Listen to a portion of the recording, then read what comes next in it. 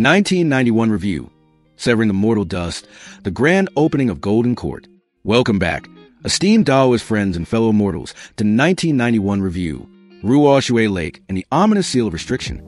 As recounted in the previous episode, after a long journey across thousand-fold mountains and waters, Ba Shan Jijio, sacrificial wine of Ba Shan, finally led Qin Mu and Ling Yuxiu to the Lulan Golden Court, Lulan Huang Jin Gong. The majestic palace, constructed entirely of pure gold, stood formidably in the vast grassland. It radiated a blinding golden aura, grand enough to command the awe of mortals, yet secretly contained the boundless killing intent of the devil Dao, Ma Dao. To enter the sacred land, they had to cross Ruo Shui Lake. The lake's surface was placid as a mirror, devoid of any ripple or sign of life. Legend has it that this place was sealed by an ancient, mysterious restriction. Even flying Dharma artifacts could not stay aloft, and birds attempting to fly over would sink to the bottom. The atmosphere carried a deathly silence, signaling a grim omen.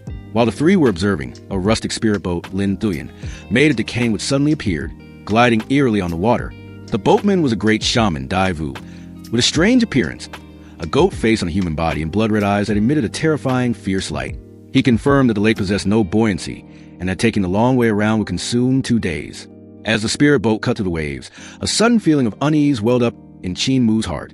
He immediately activated his heavenly eye, Thien Nan, a divine ability /Intong, seeking to perceive the true nature of the place. The sight that unfolded violently shook his spirit. The entire lake's surface was not peaceful at all, but was sealed by an ancient level silk restriction, creating a domain of death where the air was frozen stiff. More horrifyingly, the lake bottom was littered with countless white skeletons, the remains of slaves sacrificed by the shaman cult to refine their evil arts. On the surrounding wooden stakes, rotting skulls hung densely. The scene appeared tranquil, but was in fact a massive evil spirit refining furnace, making the atmosphere so chillingly eerie that the invisible killing intent pressed down, causing Ling Yuxiu to tremble silently. Ba Shan's aura shakes heaven and earth. The moment the spirit boat docked, an ancient war horn sounded from the snow-covered mountain peak. The imposing sound seemed to tear the sky, triggering a world-shattering avalanche. This was clearly a display of force, an arrogant warning. Witnessing this, Ba Shan Jijio tilted his head back and let out a burst of booming laughter. His laughter carried an extremely pure true Qi cultivation base, not only competing with the horn and the avalanche, but also effortlessly overpowering them all. With just a single laugh, those on the mountain felt their vital energy surging and their minds violently shaken. Immediately, a heavy, deep voice, bearing the awe of a peak expert, Quang Jia Dinkap, descended. The Vo Ka Han's martial Khan's cultivation base remains pure, even exceeding that of the past. Why must you display your power the moment you arrive? Vo Ka Han, please ascend the mountain for discussion. Ba Shan Jijio suppresses laughter, replying coldly, since Shaman Venerable Vu Tun has spoken, I naturally cannot refuse. However, this time, this Ba has come to block the entrance to your sacred land, not to reminisce about old times. The moment his words ended, the spirit beast, Qin Yo Black Ox, roared in a heaven-shaking manner. Its body suddenly expanded, transforming into a massive giant-strength monster, carrying a terrifying surge of power as it smashed down the golden gate of the Golden Court in a single blow.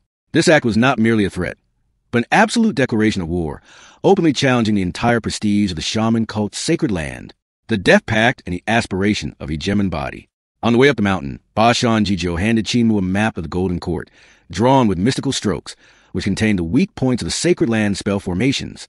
He said earnestly, keep this map for now. I only hope you won't need to use it. Now, we must take one step at a time and adapt to circumstances. Once inside the Golden Court, I will seek an opportunity to steal the lower half of my master's body. His eyes flashed with steely determination and a burning desire for revenge. Not long after, the three reached the mountain summit. In front of the gold-plated palace, groups of great shamans, their bodies radiating light like indestructible diamond divine statues, stepped out, emanating a formidable aura. After a tense verbal confrontation, Ba Shan decided to let Qin Mu and Ling Yuxiu challenge all martial artists at the Five Luminaries realm. Ngujuk and Gioi of the Golden Court. The shaman Venerable quickly agreed, but he also seized a chance to strip Ba Shan Jijio of his title of Vo Ka Han. Ling Yuxiu felt an invisible pressure. She whispered, Master, the rules here don't seem to be the same as those in Yenkang's sections. Ba Shan Jijio smiled, a fierce, cold smile of a blood-hardened expert who had passed through life and death. When the Dao sect and Great Thunder Sound Temple block the entrance to the Imperial College, it's merely a competition for victory and defeat, not for life and death. They can still be friendly afterwards, but here they fight until death. You can spare your opponent's life if you wish, but when you meet an expert of equal footing, you must eliminate them immediately, understood. Ling Yuxiu gently nodded, while Qin Mu, standing beside her, was extremely excited, as these were the cruel yet direct rules just like those in his great ruins. He understood that their safety was now tied to Bashan Jijiu's life. If Bashan failed, their deaths would remain a secret forever. Therefore, the Golden Court would absolutely not break the rules to attack them, but could only rely on the strength of their disciples to eliminate them. The surge of battle intent and the arrogant declaration. The moment Bashan Jijiu's back disappeared into the palace, an arrogant and contemptuous voice came from behind Qin Mu. You two young boy and girl, daring to cause trouble. Do you know you are blocking the gate of a shaman cult sacred land? Qin Mu and Ling Yuxiu turned around to see many shaman practitioners with bizarre appearances approaching. The one who spoke was a monster with horns on his head, wings on his back, and a bird's beak on his face. Clearly a cultivation deviation that led to non-human transformation. Qin Mu and Ling Yuxiu still observed propriety, politely bowing and saying, Senior brother. However, the Golden Court shaman practitioner did not return the gesture. He scoffed coldly. Propriety is a thing of your Yenkong nation. My Lulan Golden Court does not have so many rules. After I take your lives, I will absorb your souls to cultivate my divine ability. Qin Mu's eyes flashed with battle intent. He turned to Ling Yuxiu. Little sister, let me probe their divine abilities and cultivation arts this time. After saying this, Qin Mu exhaled sharply, his chi surging, and called for Qin Yo to bring his clothing bag. He began to equip himself.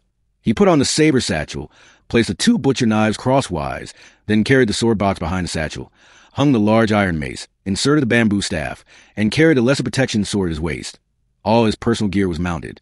Qin Yo muttered sarcastically, I heard you were a cow herder before, but even I couldn't beat you. Can you truly defeat them? Qin Mu moved his body, completing his warm-up and stretching. His eyes turned cold, and his voice carried the absolute arrogance of a king at the same cultivation realm. I am the hegemon body, The hegemon body is peerless. In all the world, at the same cultivation realm, no one can defeat me. The shaman practitioner burst into a mocking, bird-like laugh. Hegemon body my foot. I have never heard of it. Qin Mu did not waste any more words. He immediately channeled his true essence, charging towards his opponent like a storm. He threw a single punch with world-shattering force, showing no mercy, and directly pulverized the opponent into a pile of vital essence. In a flash, the countless crimson liquids transformed into 45 snarling blood dragons, a horrifying and bloody sight. The moment he withdrew his fist, Qin Mu turned, his eyes indifferent, sweeping over the group of shaman practitioners beneath the golden platform. His voice, like thunder, echoed across the mountaintop. Qin Yo, your old master needs 100 days to breach the Lulan Golden Court. But I only need 1 day to shatter the will of the Golden Court disciples, crush all their self-respect, and trample their dignity under my feet. This concludes episode 51 of Shepherd God's Chronicle, Mukden Kai. What do you all think of today's episode? Please leave a comment and subscribe to help the channel reach 100,000 subscribers soon. Thank you all, and I'll see you in the next video.